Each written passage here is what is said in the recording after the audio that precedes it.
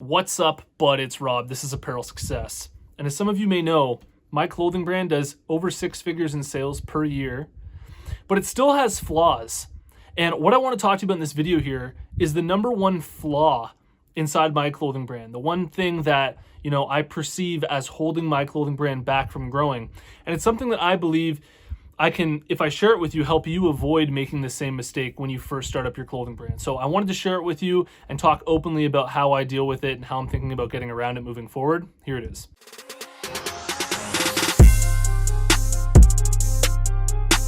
Apparel Success is sponsored by my buds over at DesignCrowd.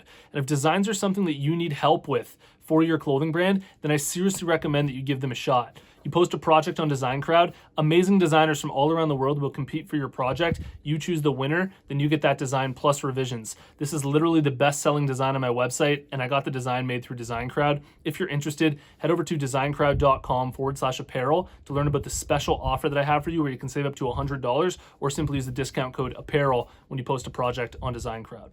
All right, so for those of you who are new to this channel, you haven't been watching me a long time, and you don't know what my clothing brand is, I want to give you a quick introduction to my clothing brand, just so that you can understand what I'm talking about when I share with you my big flaw here, so that you can, make sure that you don't have this flaw inside of your own clothing brand. Basically, I run a Canadian clothing company called K-Bud Apparel. It's spelled K-A-Y-B-A-H-D. The name came up from Canadian slang. So in Canada here, we say bud all the time, like, hey, bud, what's up, bud? But we have this Canadian accent to it. So it's kind of like, what's up, bud? Hey, how's it going, bud? And that's why we spelled it with the B-A-H-D. It's to kind of, make sure that it really encapsulates the way that we are here as Canadians. Okay, bud. All right, bud. Hey, can you pass me a beer there, bud? Okay, bud. Oh. So that's where the name came from for my clothing brand. And my clothing brand represents rural Canada. So we're appealing to, everybody in the rural areas in Canada that have that slang, that have that just real, raw Canadian attitude. And that's basically, who I make clothing for my clothing brand. There's a little bit of humor mixed in there too, in every single design, because as a company, the culture really isn't to take ourselves too seriously. The whole point of K-Bud is to be kind of laid back with the Canadian slang, friggin' rights, just give her, all these little sayings that are kind of funny.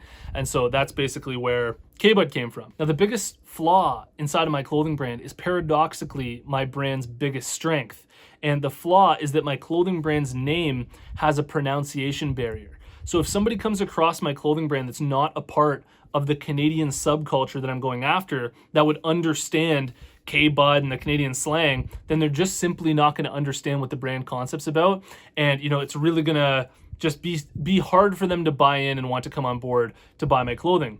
At the exact same time, if I put my clothing in front of the right people who really understand it and who click with that Canadian subculture, they resonate with the humor and they get it, they're much more likely to invest deeply in my clothing brand than, say, another generic clothing brand that's Canadian, because they're connecting more deeply with my clothing brand. It's really, hitting on that Canadian subculture that, other brands just wouldn't connect with, that aren't as in touch with that slang. And so, this is something that I've had to deal with when it comes to marketing my clothing brand and communicating my brand. And I remember from the very beginning, that was the big thing that was really holding me back from getting any sales. So, I'd go out to an event and people at the event would see the name, but because I didn't have any sort of, tagline associated with it that made it make sense or anything like that, sometimes people just wouldn't understand what the name was. And that's why I talk so much in these videos about really nailing your brand concept, making sure that people know what the hell your clothing brand's all about before you try and, sell to them, is that you really need to have that laid out so that it makes sense really easily for the people that you're going after. Now, it doesn't need to make sense to everybody, but as long as it makes sense to the right people, and if that audience size is big enough, then you can have a successful clothing brand, right?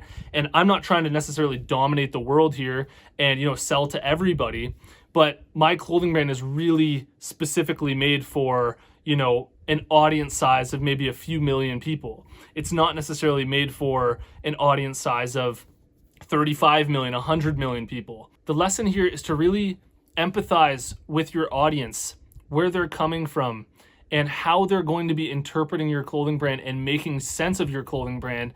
And if you feel that people really aren't understanding what your brand's about, then this is a signal that you need to, put things in place that allow people to connect the dots more, that allow people to really interpret your brand in the right way more easily. And so things like this that I put in place on my own website is right at the top of my website. Anytime people come to my clothing brand, there's a section at the top that says K-Bud Apparel, rep rural Canada, because that's who we're going after. And then right underneath that, we have basically a definition of what K-Bud even means. It says K-Bud spelled our way, and then it says K-Bud, spelled the normal way with a Canadian accent, so that people know what K-Bud even means and what it's about. And hopefully that makes things click a lot easier.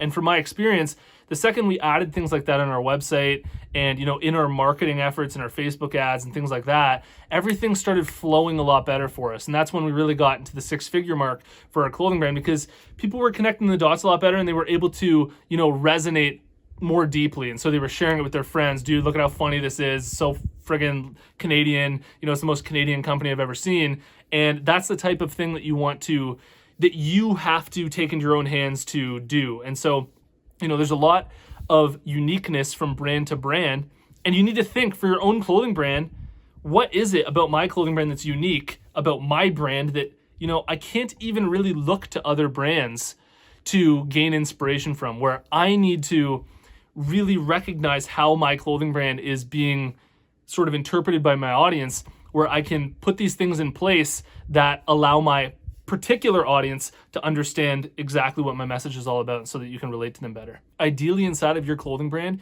you don't want to have a pronunciation barrier. You want to make it so that your clothing brand's name is easy to pronounce. That's the ideal way to structure a clothing brand name. And when I came up with my clothing brand's name, I hadn't thought about these things. This is something that, I've just been kind of adapting with and trying to almost put out the fire of as I've been growing my clothing brand. And so I figured it was a good lesson to share with you openly here, so that, if you're thinking about your own clothing brand's name, or if you have a clothing brand's name that's similar to mine where there's an issue with it or people don't understand it, you can sort of get a glimpse into how I've been thinking about it, how I've been dealing with it, and how I've been getting around it. And, it doesn't necessarily mean that if your clothing brand's name has a pronunciation barrier that you can't, do amazing things and sell a lot of clothing. I've been able to sell, over $250,000 worth of clothing, but at the same time, it's still not optimal to have a pronunciation barrier in your name. And so if you can avoid it, do that. I really hope that this video helps.